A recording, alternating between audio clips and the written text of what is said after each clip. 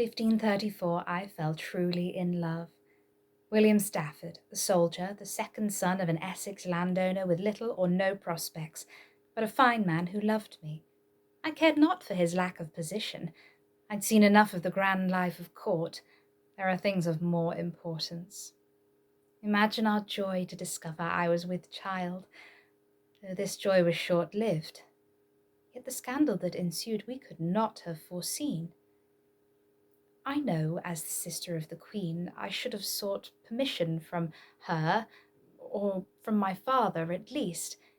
Yet we were so in love, and I felt sure my family would be happy for me. But I was wrong. Cast out from my family and banished from court, my sister outraged and furious with me. Things did not go well for us. I was forced to beg Thomas Cromwell to intercede, admitting that I might have wed a greater man of birth, and that I had rather beg my bread with him than to be the greatest queen in Christendom.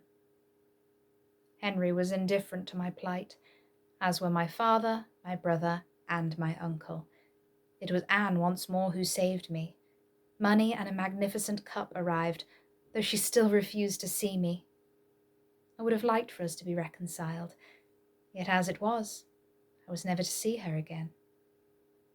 Now Henry had used Catherine of Aragon's first marriage to his brother Arthur as grounds to justify his annulment of the marriage, in order to wed my sister Anne. Under canon law, such a situation resulted in Catherine becoming his sister. Yet could not the same rule have been applied to Anne? Annulment surely being preferable to losing her head. As it is, the 19th of May, 1536, is a day known to all. I mourned for my sister and brother. Neither deserved such a tragic end. Within the next 3 years, my mother and my father were gone. I inherited some of the Boleyn properties, including our home, Rochford Hall, and when Henry sold our reclaimed family home, Hever Castle, he saw fit to send me some of the proceeds. It was the least he could do for someone he had once loved. So what became of my surviving children? Well, Catherine Carey, born in 1524, lived most of her 45 years at court, becoming maid of honour to 2 of Henry's queens, Anne of Cleves and Catherine Howard. She married Sir Francis Knollys, a Knight of the Garter, and in time became chief lady of the bedchamber to her cousin, Queen Elizabeth, who always looked favourably on her. The rumour of her being the Queen's half-sister never being far from the lips of the courtiers. One of my granddaughters, Lettice, became the second wife of Elizabeth's favourite, Robert Dudley, though this displeased the Queen greatly. Henry Carey, born in March 1526, became first Baron Hudson. He had been ennobled by his cousin Elizabeth soon after her coronation, later making him a Knight of the Garter.